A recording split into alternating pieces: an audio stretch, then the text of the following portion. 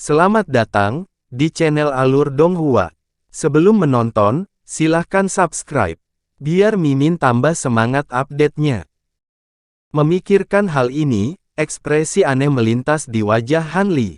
Karena sebotol kecil obat mujarab, meskipun dia hanya mengembangkan metode kultivasi tingkat pertama, dia telah memadatkan total 24 pola dao pada roda kebenaran yang telah dia padatkan.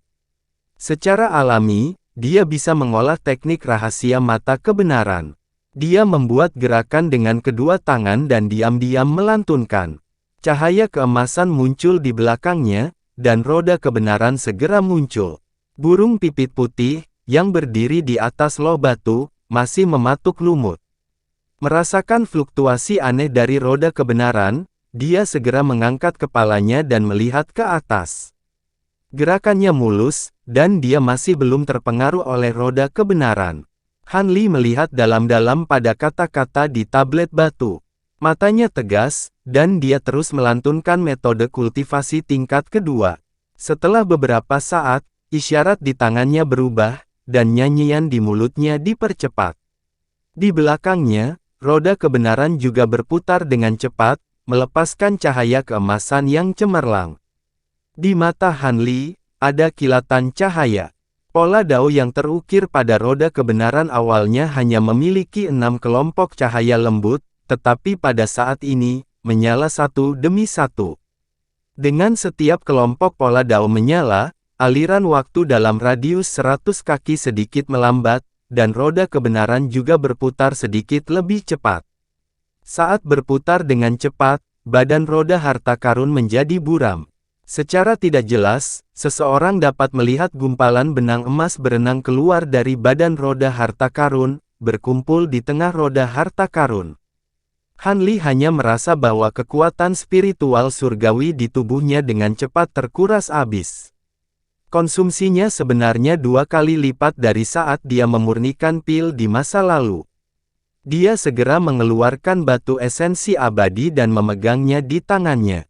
Sambil dengan cepat menyerap kekuatan spiritual surgawi untuk mengisi kembali kekuatan spiritual surgawinya, dia sepenuhnya menggerakkan roda kebenaran hingga ke titik ekstrim. Setelah beberapa lusin napas, ketika kelompok ke-12 dari pola dao juga diaktifkan dan menyala, seluruh roda kebenaran mengeluarkan suara, dengung yang keras, dan putaran berhenti tiba-tiba. Garis sutra emas yang berkumpul di tengah saling terkait satu sama lain dan diringkas menjadi bola benang emas seukuran kepalan tangan. Cahaya keemasan di atasnya meluap dan berkedip-kedip. Ketika Han Li melihat ini, dia berhenti melafalkan mantra, dan matanya terfokus saat dia tiba-tiba berteriak dengan suara rendah, padat. Bola benang emas itu langsung bersinar terang, mengeluarkan cahaya menyilaukan seperti matahari. Han Li merasa matanya menjadi masam dan ingin menangis. Dia tidak bisa membantu tetapi menutup matanya. Setelah beberapa napas, cahaya keemasan yang menyilaukan akhirnya meredup. Han Li menggosok matanya dan tidak repot-repot melihat roda emas di belakangnya untuk perubahan apapun. Dengan membalikkan telapak tangannya, dia mengeluarkan batu esensial abadi dan memegangnya di telapak tangannya, menyerap energi spiritual abadi di dalamnya.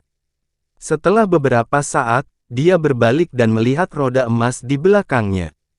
Roda emas, yang awalnya berukuran sekitar 1 kaki, sepertinya telah tumbuh sedikit. Di tengah lubang, ada mata vertikal emas besar yang mengambang, kelopak matanya tertutup rapat. Jadi ini mata kebenaran, gumam Han Li sambil menatap mata emas itu.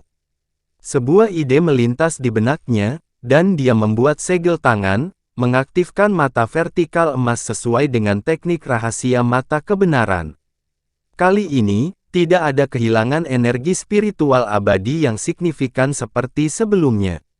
Di roda kebenaran, 12 kelompok pola dao menyala pada saat yang sama, dan fluktuasi aneh keluar darinya.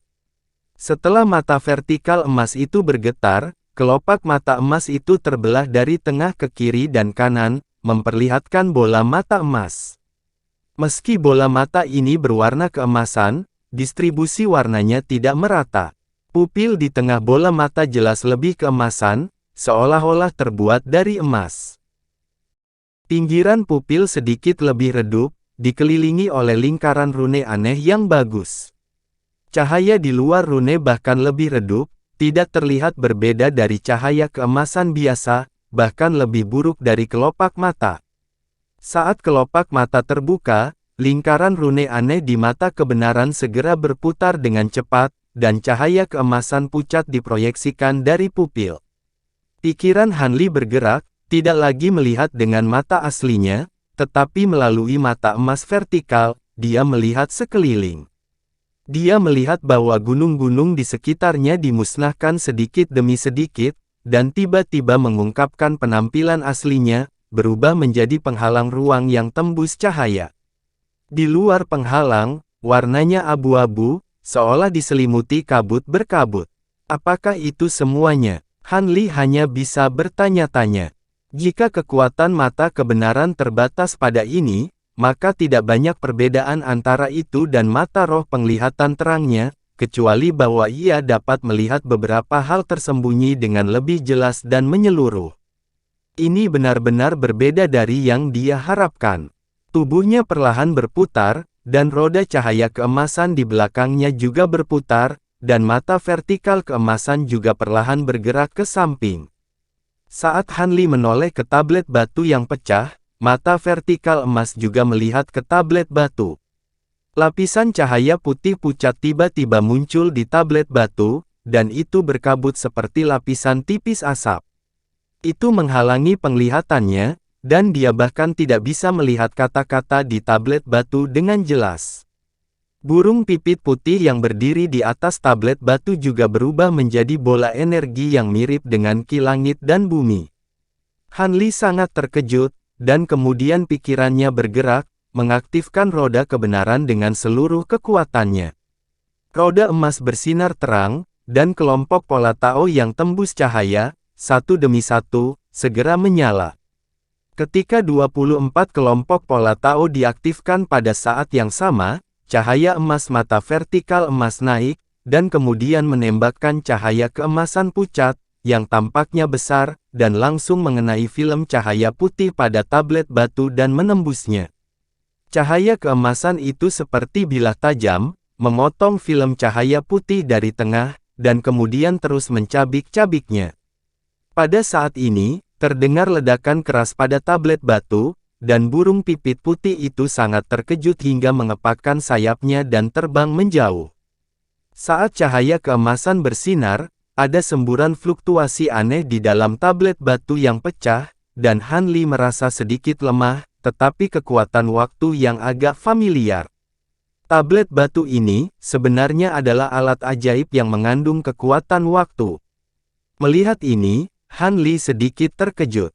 Namun apa yang terjadi selanjutnya membuat Hanli semakin tercengang. Dia melihat bahwa di atas tablet batu yang pecah, sejumlah besar cahaya keemasan muncul darinya, terjalin dalam kehampaan untuk membentuk potongan-potongan cahaya dan bayangan, dan mulai dengan cepat memperbaiki tablet batu yang rusak itu. Tetapi setelah beberapa saat, permukaan tablet yang rusak diperbaiki sedikit demi sedikit, dan bahkan kepala binatang aneh di kedua sisinya diperbaiki.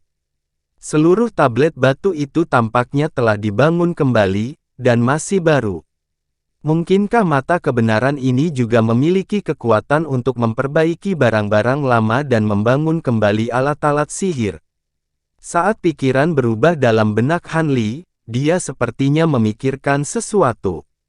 Dia sangat terkejut, dan bergumam.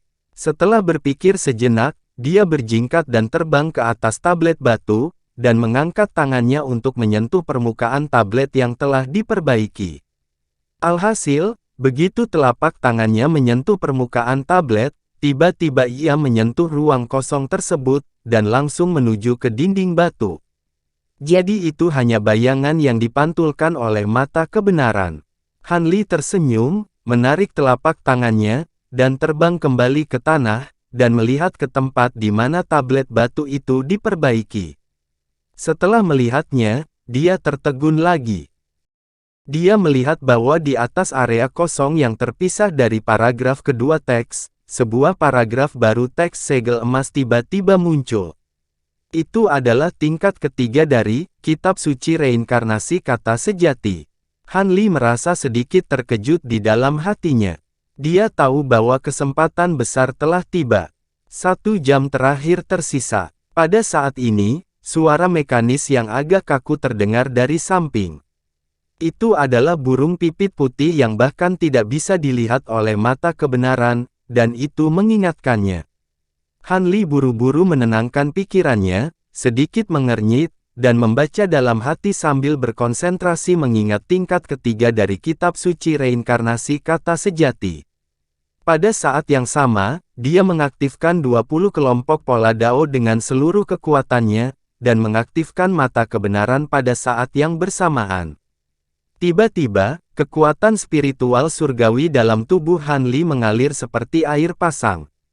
Bahkan dengan persediaan batu esensi surgawi, dia merasakan kekosongan di tubuhnya setelah 1/4 jam, dan dia tidak bisa lagi mempertahankan mata kebenaran. Saat mata vertikal emas menghilang dengan sendirinya, bagian atas tablet batu besar itu berkedip beberapa kali, berubah menjadi potongan cahaya keemasan, dan menghilang. Roda harta karun kata sejati di belakang Han Li juga kembali ke tubuhnya. Han Li menghela nafas lega, dan membalik tangannya untuk mengeluarkan batu esensi surgawi lainnya. Dia memegang satu di masing-masing tangan, dan pada saat yang sama, dia mengisi kembali kekuatan spiritual surgawinya. Saat ini, ada sedikit senyuman di wajahnya, dan hatinya tidak bisa tenang untuk waktu yang lama. Kali ini, dia datang untuk menemukan White Sparrow Valley dengan mentalitas mencoba peruntungannya, tetapi dia tidak menyangka akan menemukan begitu banyak keuntungan yang tidak terduga. Kali ini, dia tidak hanya memecahkan masalah tingkat kedua dari Kitab Suci Reinkarnasi Sejati, tetapi dia juga mendapatkan tingkat ketiga yang semula tidak mungkin diperoleh. Bagaimana mungkin dia tidak terlalu gembira? Waktunya habis. Burung pipit putih terbang kembali ke atas tablet batu yang pecah dan berkata, "Terima kasih banyak, senior." Han Li berpikir sejenak, dan masih memanggil burung pipit putih itu. "Aku hanya batasan tubuh spiritual di alam mistik ini, aku tidak bisa dianggap sebagai senior," kata burung pipit putih perlahan. "Bolehkah aku bertanya senior?" Han Li masih ingin bertanya, tetapi dia melihat burung pipit putih mengepakkan sayapnya, dan dengan melebarkan sayapnya, dia menukik lurus ke arahnya. Kecepatannya tampak lambat, tetapi sebenarnya sangat cepat, sedemikian rupa sehingga Han Li bahkan tidak bisa melihatnya sekilas. Han Li masih memegang batu esensi surgawi di tangannya, dan dia hanya merasa bahwa seluruh ruang di depannya, bersama dengan burung pipit putih, bergerak ke arahnya. Tanpa menunggu dia melakukan apapun, dia ditelan. Pada saat berikutnya, danau bulan sabit di lembah Half Vault beriak dengan keras, dan permukaan danau melonjak seolah mendidih. Sosok Han Li perlahan bangkit dari air, dan akhirnya berdiri kokoh di permukaan air. Dia melihat ke bawah, dan melihat bahwa permukaan air secara bertahap kembali ke keadaan tenangnya, dengan hanya riak-riak kecil yang menyebar ke segala arah. Sosoknya terpantul di air, dan dia juga melihat dirinya sendiri. Pagi-pagi keesokan harinya, Han Li kembali ke puncak Crimson Afterglow. Tanpa memberi tahu siapapun, dia buru-buru melewati mansion dan memasuki rumah gua. Setelah membuka semua pesona rumah gua, dia langsung masuk ke ruang rahasia dan duduk bersila di atas futon. Dengan jentikan pergelangan tangannya, cangkir teh porselen putih muncul di telapak tangannya. Item ini bukan harta sihir atau alat roh. Sebaliknya, itu adalah barang yang biasa digunakan. Itu biasanya terlihat di klan kaya di dunia fana. Itu adalah sesuatu yang diambil Han Li dari meja saat dia melewati aula. Dia memegang cangkir teh di satu tangan dan mengetuk tepi cangkir dengan jarinya. Sepotong porselen di tepi cangkir pecah dan jatuh dari cangkir teh. Han Li mengangguk dan meletakkan cangkir teh yang pecah di tanah di depannya. Dia memberi isyarat dengan kedua tangan, dan cahaya keemasan tiba-tiba bersinar di belakangnya. Roda kebenaran segera muncul darinya. Roda emas cerah perlahan berputar, dan mata vertikal emas tergantung di tengahnya. Ada nyanyian rendah di mulutnya, dan roda kebenaran segera berputar dengan cepat, mengeluarkan suara berdengung. Pola dao transparan pada roda menyala satu persatu, dan dalam waktu singkat, semua 24 pola dao diaktifkan dan diedarkan dengan kekuatan penuh. Mereka memancarkan lingkaran demi lingkaran riak emas samar yang menerangi seluruh ruang rahasia dan menyebabkannya berkilauan. Mata vertikal di tengah roda harta juga terbuka ke kedua sisi, memperlihatkan bola mata emas di dalamnya. Lingkaran rune aneh di tengah bola mata juga langsung berputar cepat. Dengan suara, cila, cahaya keemasan pucat diproyeksikan dari pupil. Mata Han Li berputar, dan cahaya keemasan yang diproyeksikan dari mata kebenaran juga bergerak dan mengarah ke cangkir porselen yang pecah. Cahaya keemasan terpantul pada cangkir teh putih di tanah, memantulkan sedikit cahaya, membuat seluruh cangkir teh terlihat lebih transparan. Namun, tidak ada perubahan pada bagian yang rusak, ternyata masih sama. Tampaknya hal-hal biasa tidak dapat diperbaiki. Han Li berpikir sejenak dan bergumam. Mengenai situasi ini, dia tidak menunjukkan keterkejutan. Lagi pula, dia tidak berpikir bahwa mata kebenaran akan bekerja pada semua hal biasa, pasti ada sesuatu yang istimewa tentang itu. Setelah merenung sejenak, dia membalik pergelangan tangannya, dan pagoda segi 8 hitam pekat muncul di telapak tangannya. Pagoda ini awalnya adalah harta spiritual tingkat tinggi yang memiliki kemampuan untuk menjebak formasi. Namun, itu rusak parah, sehingga fungsinya secara alami sangat berkurang. Namun, beberapa jimat yang terukir di atasnya agak istimewa, dan itu sangat berharga bagi Han Li sebagai referensi.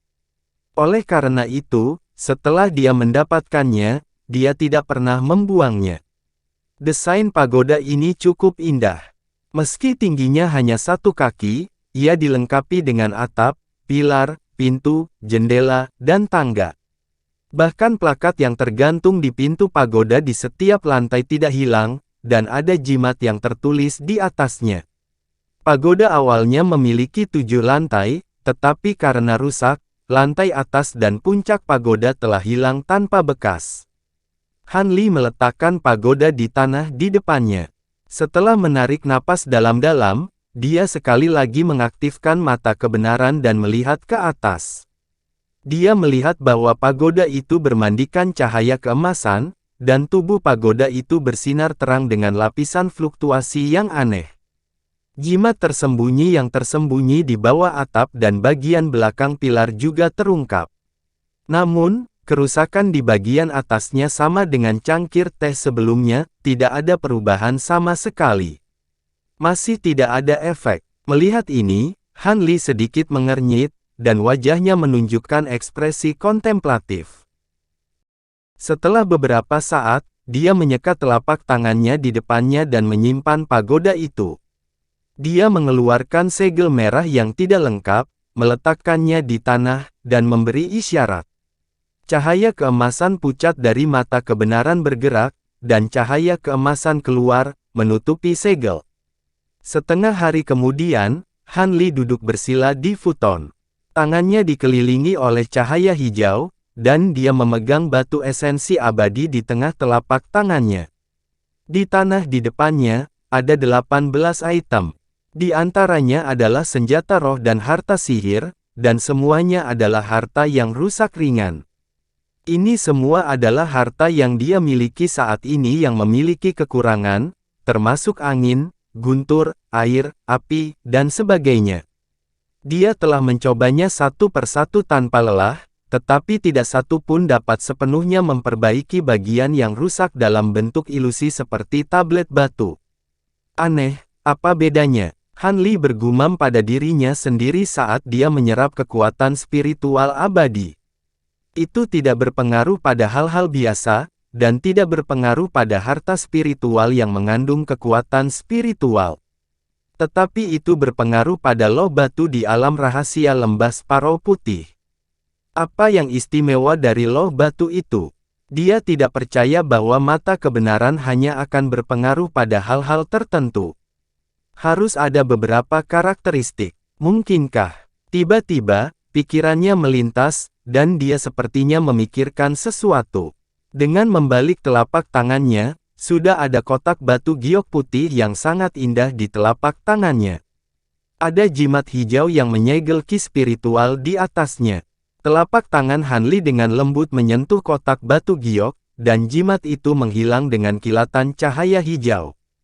Dia membuka kotak batu giok. Ada cahaya ungu samar di dalam, dan semburan aroma obat yang kuat keluar. Berbaring di kotak batu giok adalah ramuan roh bermutu tinggi dengan urat ungu samar dan bersinar redup. Ini adalah Night Cloud Grass. Panjangnya sekitar 1 kaki, dan itu adalah bahan utama untuk memurnikan sejenis pil obat peringkat bumi. Di bawah pematangan cairan hijau, usia obat lebih dari 50.000 tahun. Han Li menyingkirkan batu esensi abadi, memberi isyarat dengan kedua tangannya, dan memanggil roda kebenaran lagi. Di bawah operasi penuh dari 24 pola Dao, cahaya keemasan dari mata kebenaran perlahan bergerak dan jatuh pada ramuan roh ungu muda. Rumput awan malam dikelilingi oleh cahaya ungu, dan di bawah tatapan mata kebenaran, ia dengan cepat menyusut. Segera, tingginya hanya 1 kaki, dan tingginya hanya 1 inci.